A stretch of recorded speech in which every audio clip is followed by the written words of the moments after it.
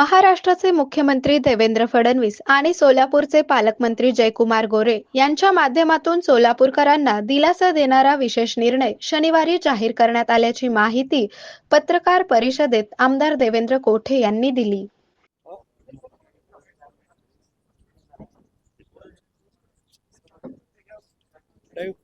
पण ठेवा ना लाईव्ह.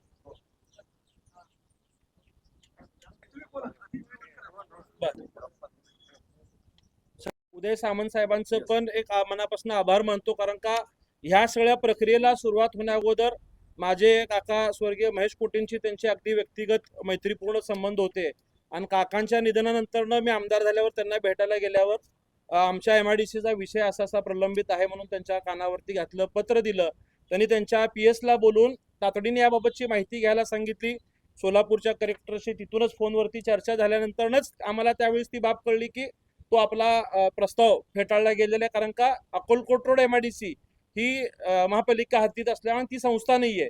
तर ती आणि आता राठी साहेबांनी सांगितल्याप्रमाणे होडगी रोडच्या वसाहतीच्या बाबतीत फक्त 25% उद्योजकांकडनं घेऊन देण्याबाबतच ते काम त्या ठिकाणी मार्गी लागू शकत होतं. परंतु मी काही मंत्रालयातल्या अधिकाऱ्यांकडे विचारणा केली की ह्याच्यावरती कशा पद्धतीने मात करू शकतो.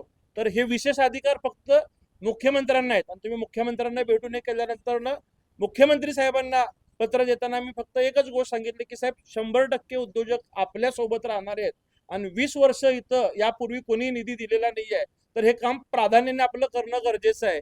त्यांनी कार्यवाही करावी ह्या एका एन्डोर्समेंटमुळं हे विषयाला सुरुवात झाली आणि या मिनिट्सचं सुद्धा मी आपल्याला कॉपी देणार आहे. यात सुद्धा उल्लेख आहे की एक विशेष बाब म्हणून या योजनेला मंजुरी झालेली आहे. त्यामुळे हे महाराष्ट्रातलं ऐतिहासिक GR सोलापूरसाठी निघाल्याचा एक जास्त आनंद मला या ठिकाणी आहे.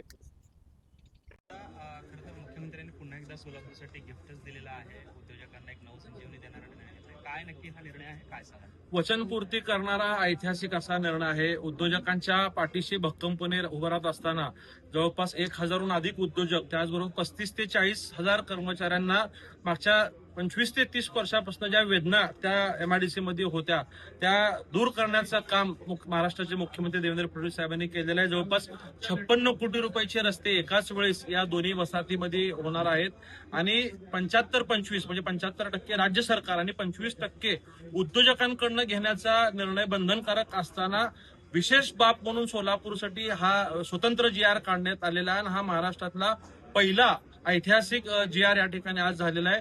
यातनं हे सरकार उद्योजकांच्या आणि कामगारांच्या पाठीशी भक्कमपणे उभं राहत आहे, यातनंच हे स्पष्ट झालेलं आहे. मी यासाठी मुख्यमंत्री देवेंद्र फडणवीस साहेब आणि आमचे सोलापूरचे पालकमंत्री जयकुमार गोरे साहेबांचा आभार मानतो की त्यांनी सुद्धा 3 वेळा या योजनेसाठी सातत्याने CS साहेबांकडे येऊन पाठपुरावा केलेला आहे आणि आज खऱ्या अर्थाने अक्कलकोट रोड MIDC आणि होडगी रोड औद्योगिक वसाहत या दोन्ही ठिकाणी या पायाभूत सुविधा उपलब्ध एकाच वेळी होत आहेत.